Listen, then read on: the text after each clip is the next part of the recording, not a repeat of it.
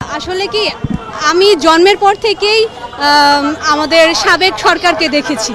তো সব কিছু মিলে আওয়ামী লীগ সরকারকেই দেখেছি এবং কি উনারা পার্সোনালি ডক্টর মোহাম্মদ ইউনূসকে পছন্দ করতেন না। সো উনার ভালো দিকগুলোকে এতদিন প্রকাশ করেনই নাই।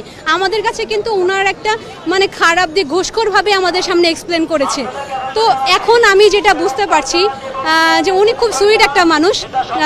উনি প্রকৃতপক্ষেই যেমন উনার বিহেভিয়ার বা সব কিছু সাধারণ। তো ধীরে ধীরে ওনার সাথে আমার সাক্ষাৎ করার খুবই ইচ্ছা যে আমরা মিট করব। তরুণরার অনুপ্রেরণা উনি, কারণ একটা জিনিস আমরা দেখতাম যে পুরো বিশ্বে উনি প্রশংসিত, কিন্তু বাংলাদেশের মানুষের কাছে কিন্তু উনি এই বৃদ্ধ বয়সে কিছুদিন হলো সুনাম পাচ্ছে, এর আগে কিন্তু পারেনি।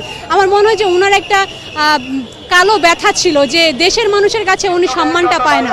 সো এইটা এখন বাংলার মানুষরা বুঝতে পারে। সো ওনাকে আমরা স্যালুট জানাই, সম্মান জানাই। বাংলার মানুষ হিসেবে আমরা ওনাকে নিয়ে গর্ববোধ করি। বাংলার মানুষ হিসেবে